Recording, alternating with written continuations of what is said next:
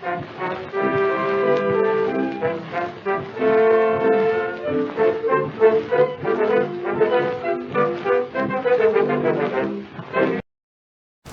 we're going to talk about getting started in the reenacting hobby in the 20th century, the early 20th century. So if you're at all familiar with reenacting, you probably know that it's rather expensive to put together your kit. With early 20th century, it's a lot more affordable, especially if you're doing a civilian impression, which is what I primarily focus on. So if you were going to go buy supplies, let's say you were going out for a fishing trip or a hunting trip, you would go to an outfitter, and that outfitter would sell you an outfit. So we're actually going to use the word outfit instead of kit. Reenactors are familiar with kit, but kit is really a military term. You would be issued your kit. And this is not a military thing. So the period proper term is outfit, and that's the word we're going to use. So if you're going to buy your outfit, you would go to an outfitter and you would say, I'm going hunting, I'm going fishing, and I need everything. And they would sell you the clothes, and they would sell you the tools and the gear and everything that you needed to accomplish whatever adventure you were going on. I remember this is a period where the idea of going out hunting or fishing or something because you wanted to and not because you had to is a whole new thing. People are just now realizing that they can go do this for fun now because they don't have to, because most of their needs are supplied by the businesses in their area. So, if you were going to buy an outfit, you could actually just go down to the local general store or the local department store and just pick out what you needed. There were lots of stuff that was available off the rack at the time. And so we're going to kind of focus on that idea. And we're going to look for things that you can still buy off the rack today. And I'm going to show you how to look for things that you can find, honestly, at thrift stores and department stores today that are perfect for the period that we're trying to represent. So we're going to look at a few things today, and we're going to talk about where you can find them and what to look for when you're trying to find these things.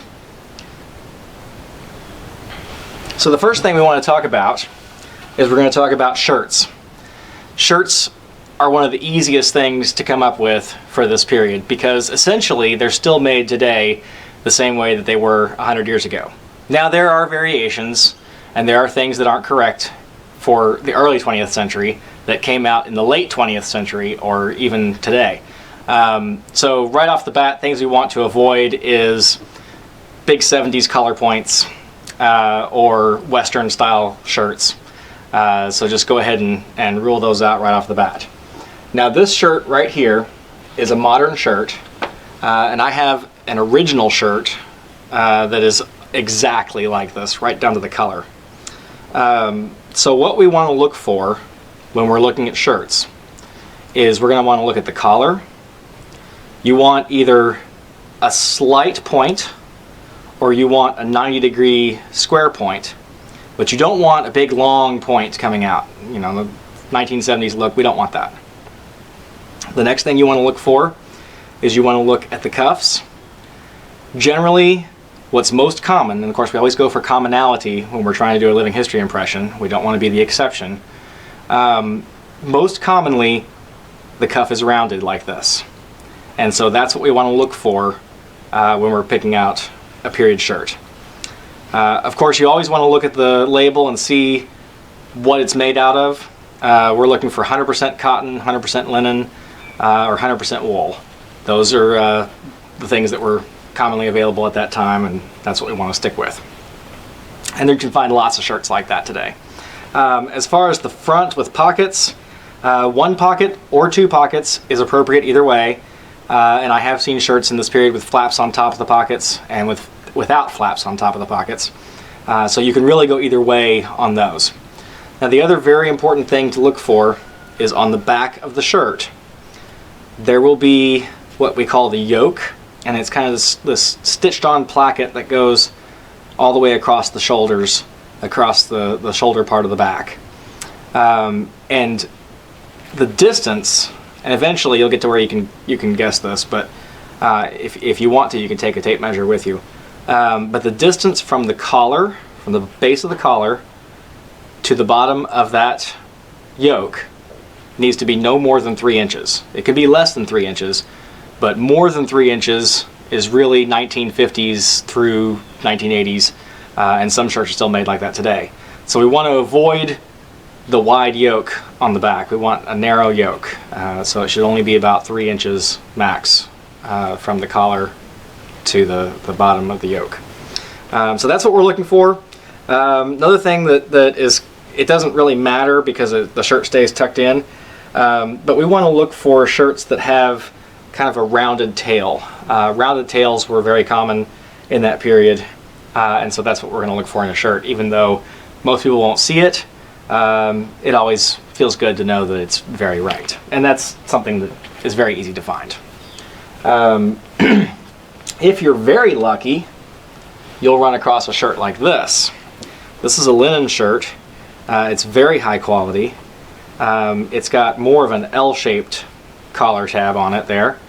And something else you want to look for is if they've got a buttonhole and the collar buttons down, that's a mid-20th century invention, and that's something we don't want to put on our early 20th century shirts. So if you see a button in the collar tab, you want to avoid that shirt as well. Again, we've got a very narrow yoke. This is really good because this one has probably a 2-inch yoke or less, which is really great.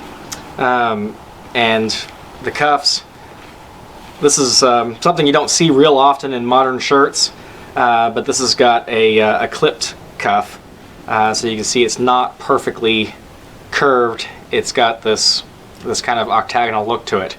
And I see that on a lot of period shirts from this era, especially earlier ones. So this would be a very appropriate shirt for pre-World War I period, back to maybe about 1910 or so. And again, it's got the rounded tails on the bottom, so again, something that you want to look for. And being linen, it's going to be a real nice shirt, real comfortable to wear. And this one's got a starched collar and cuffs, so they hold up really well. So if you're lucky to find one of those, snag it. Even if it's not quite your size, you'll find somebody who needs it. And both those shirts came from Salvation Army. So, I mean, you can find these things for literally like $3. This is a flannel shirt. Now this one's cotton. Really, ideally, you'd want these to be wool, but at least it's 100% cotton and not something else. But again, it's just a modern shirt, but it's cut in a period fashion. It's got the rounded cuffs. The buttons actually are very appropriate. They're probably plastic, but they look very much like the tortoiseshell buttons that were made in that period. This one's got 2 pockets on the front, which was really common in work shirts, which of course work clothing is great for camping clothing too. So those are some things to look for in the shirts. Again, you know, this one, notice the yoke is only maybe just a hair over 3 inches on this one, so not ideal, but pretty darn close. And the collar points look perfect. So that's what we're going for. All right, so that's shirts. So at this point, let's say you've got 2 shirts, you've invested $6, and there's nothing you really have to do to them. If you really wanted to be a stickler about it, you could replace the plastic buttons with something that's horn or bone or ceramic or rubber. Actually, a lot of buttons in that period were rubber. So now let's talk about another easy thing, is shoes, believe it or not. Now we think that shoes are going to be the hardest thing. That's always a difficult thing with most living history stuff. But again, shoes are still made in that period today. Now, the boots that I'm wearing right now, these are from LL Bean, and they still make a variety of boots the same way that they did 100 years ago. And they even have issued some reissue ones that are exactly like what they were back then. And you can find those sometimes on eBay and stuff like that, and every now and then they reissue them again. But even just their plain Maine hunting boot is accurate enough for what we're doing. It's a very high quality boot. Now they are expensive, if you order them new from LL Bean. But if you look around, you can often find a good deal on eBay or something. You probably won't run into one at a thrift store, although there are some knockoff brands that aren't as good, but still look the part. Now these shoes here, these aren't the best shoes for camping in necessarily, but for fitting the period, and if it's a nice weekend and it's not muddy and you're not doing anything too strenuous, these shoes will be just great too. Now these are actually made by Rockport, so they probably were very expensive new too, but I think I paid $6 at a thrift store for these. And they are spot on to shoes that were being worn as everyday shoes, men's shoes in that period. So again, something that's fairly easy to pick up, and there's different styles and things. You can find something that will work, at least for starters. Look at original photographs. I can't stress this enough. If you just look at the photographs, for this period there is so much evidence out there, so much documentation, that you don't have to guess. You can really narrow it down and see actual photographs of what they were wearing at that time, and then just find something that looks just like it, which is fairly easy. All right, so pants is another issue, and this is a sticking point really in this period. It's one of the harder things to come up with. If you're doing post-World War I, you can incorporate some World War I uniform gear into your outfit. I want to stress that you don't want to show up to a civilian situation in a complete military uniform. That wouldn't be done today, and it wouldn't have been done then. But after the war, a lot of guys took their uniforms home because maybe they might get recalled. But remember that everyone thought this was the war to end all wars. And so even those that were told to keep their uniforms in case of recall, they didn't expect to get recalled. It was over. And so in photographs, we see a lot of guys standing around a hunting camp or something like that, and they might be wearing a trench coat, or they might be wearing a campaign hat, or maybe they're wearing jodhpurs that, or even puttees that came with their uniform in World War I. And so they use this equipment, but not in a military format. So stripes on the shoulders are not appropriate. You wouldn't wear any military insignia on it. It's just been downgraded now to an ordinary piece of clothing. If you're doing pre-war, then it's a little trickier because you can't incorporate the World War I stuff that is readily available out there from companies like Man the Line and What Price Glory. So if you're looking for more civilian things and you're trying to backdate before World War I, so if you're doing a 1905 to 1915 impression, you're going to want to look for something a little earlier, and there's one resource that I highly recommend for pants. Please understand that I am only recommending certain articles of clothing from certain vendors, because not everything that every vendor carries is appropriate. But these are cotton work trousers that are made by Hamilton Dry Goods, and they are spot on perfect for 1890s up to about 1915. They've got a high rise, they use suspenders, it's got a watch pocket. They're very durable. They've got an adjustment in the back. These are great pants. These are one of my favorite pairs of jeans right here, and I wear these all the time when I'm doing early impression stuff. So this is definitely a good source for these, and they're fairly affordable too. So that's a good route to go on pants. You're not going to find early 20th century pants generally in a thrift store setting. You may have to go to eBay to try to find something, or research one of the settlers that carries that sort of thing. Now the pants that I'm currently wearing, believe it or not, are modern pants, and they're not even reenacting pants. But they are spot on to the early 20th century jodhpurs, or breeches, they were often called. And these are actually made by Ralph Lauren, believe it or not. And I did find these at a thrift store. So I was very excited about that, but I'll show you. The only concern with these is that the waist doesn't rise as high as it should. It should be up to about the belly button. And these don't rise quite that high. But otherwise they are very appropriate, and they do have a nice little watch pocket that I keep my watch in. And they lace up on the legs. So these are great pants for the price, you know, if you can find them. Ralph Lauren, yeah. So let's see. Let's move on to we'll talk about vests here for a minute. So a lot of vests that are still made today are appropriate. What you want to look for is you want something that has the highest V possible.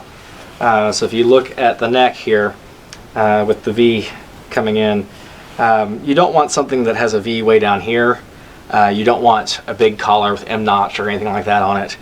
You just want a real plain vest that basically ideally is going to button right below, you know, a couple inches below the tie.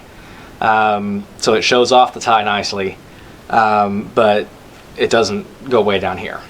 The points on the bottom of the vest, don't go with a flat bottomed vest.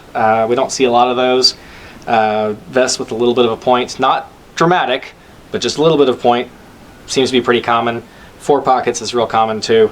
And you want those points to kind of sit right where your hip is, or where your leg and your torso meet. That's about where you want that to hit. So, you know, it shouldn't hang down real low, and it shouldn't be way up high. You know, it needs to be near your pocket. You should be able to get to your pocket without having to flip the vest up. So maybe a little higher than what I had recommended, but right about the abdomen. It should cover the top of your pants when you're wearing a vest. You shouldn't be able to see the top of your pants underneath the vest.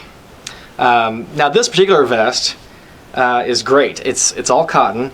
It's got a herringbone twill front, cotton back, striped cotton lining. Very comfortable, good to wear in hot weather. And the brand name on it is Morona.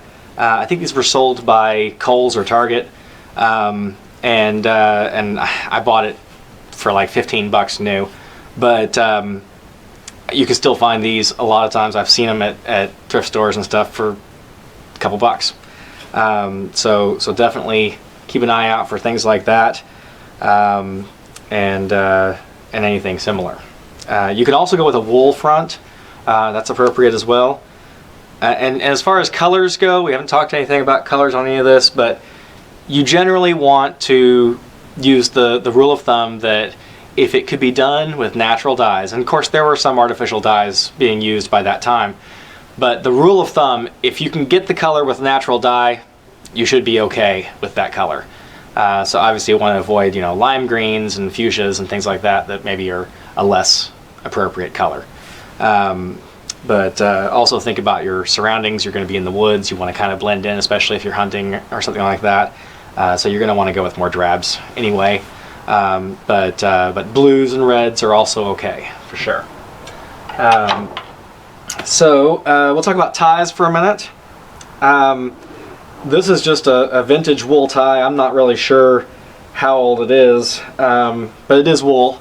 And I just got it right now. I've got the tail tucked in. I tie it short because they should be somewhere between the belly button and about the middle of the sternum here, is where the tie should end. Some people wore their tie higher, some people wore them lower. I like it about at the belly button. I'm pretty happy with that. But you have to tie it short to do that, and so you end up with a lot of long tail.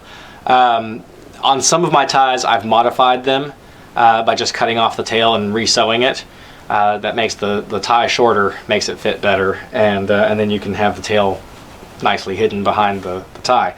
But I've actually seen this done in the period where they would tuck the tail of a tie that was a little too long. If they wanted to tie it higher, and so now the tail was too long, then they would tuck that tail into the shirt, just like I've done here. And even at times, I've seen the whole tie, usually between the middle of the chest right there, I've seen the whole tie tucked in at times. And that was something that was done in the military a lot, just to keep the tie close to you so it doesn't flop around. And so guys who are doing a World War I veteran impression, if you're doing 1920s and you're doing a World War I veteran, you might tuck that tie into your shirt just to kind of, that little nod to, hey, I'm a veteran. So let's talk about jackets for a minute. Now, my wife made this jacket for me off of a period pattern. So this is what we would call more of a sack coat style. And it's, it's pretty plain. It's not real fitted to the body. This, on the other hand, is much more fitted, and this is what we would call an ivy jacket. And again, this is a modern piece, but it's just so nicely made. It's a nice heavyweight coarse wool. It's not the real fine wool that you see in suits. This is a very coarse wool, so that makes it a good rugged jacket, great for wearing when it's just a little cool out. And being an ivy jacket, so there were two schools of thought, say circa 1910, 1915, on what a gentleman should look like. And the old school thought was wearing the sack coats that they had always worn since the Civil War period. And that was a fine, respected look. But the up-and-coming young guys were looking for something a little more fitted. And so this is known as the Ivy coat because it was worn on the Ivy League colleges, like Harvard. So if you look, you'll notice it's more fitted in the waist, and that gives it a nicer look, more shape to it. And we'll segue right into hats on that. So this hat, again, my wife made this one for me, but these are really common. You can find these. These are a 6-panel cap or an 8-panel cap. And we call them a newsboy cap today, but back then they were called either a 6 or 8-panel cap, depending on how many panels were in it. And those are easy to make, but they're also easy to find. My son wears one that he picked up at a yard sale somewhere for 50 cents. So they're out there. They're easy to find. However, if you're going to wear an ivy coat, you really need to wear the ivy hat. So this is an ivy hat, and again, it's just more fitted compared to the floppy hat that I was wearing there. You know, this is more streamlined. It fits the side of the head. It doesn't stick over. It doesn't hang over the ears. There's not as much material in it all the way around. And so this is the ivy cap that goes with the ivy jacket. And if you're going to wear one, you have to wear the other to really get the look. So again, these are common as dirt. You find them everywhere. Some other options on hats. This is a Montana Peak hat. And this is great if you want something that'll keep the sun or the rain off. These were wildly popular, especially before World War I. After World War I, the campaign hat that was worn during World War I takes over because there were a lot of those left behind. So every soldier came home with his campaign hat and went out and used it. And then there were lots of them being surplused by 1921, and you could buy them from Army surplus suppliers. So the campaign hat for post-World War I. Pre-World War I, you want this Montana Peak hat if you're going to wear something big and broad. Stay away from cowboy hats. Stay away from fedoras. Fedoras are late. They definitely were worn in those earlier periods, but not as common. So this is the gateway between the bowler hat that was popular in the 1900s up to about 1910s, early 1910s. And then the fedora that came in the mid-20s and really began to take off in that period and on through the 30s and 40s. So this is the intermediate between those, and if you're going to do a broad-brimmed hat for the 19 teens, this is what you want. And we're also doing a video on how to make one of these out of an old cowboy hat that you find at a thrift store. So look for that video as well if you want to learn how to make one of these. Really easy. So the last hat I want to show here, this one is made by the Chris LaRose Hat Company, and this guy does fabulous work. I mean, his work is second to none. His hats are very reasonable. I think the price range is between 30 and 50 bucks for a handmade, custom-made hat, made to your size and made to whatever material specs you want. He's got several different styles of working hats, specializes in railroad hats. This is a chauffeur's cap, and I really like it. It's very comfortable. So if you want a good hat, highly recommend Chris LaRose Hat Company. So that's basically what we've got here. Kind of give you that quick rundown of what to look for. Remember, don't just buy something because you think it looks cool.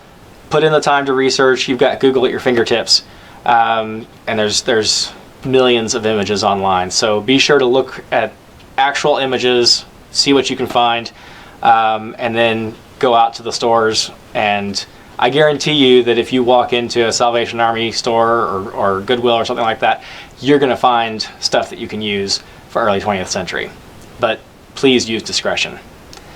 Thank you very much. I hope you found this to be informative. If you've enjoyed this video, please subscribe and like our videos, and there'll be a lot more coming out in the near future. Thank you very much. Have a great day.